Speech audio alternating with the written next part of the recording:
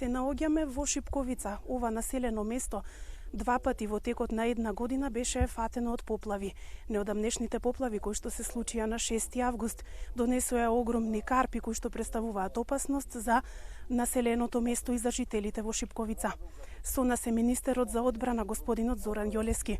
Господине Јолески, што ќе се случува денеска со карпите кои што се наоѓаат во реките во Шипковица?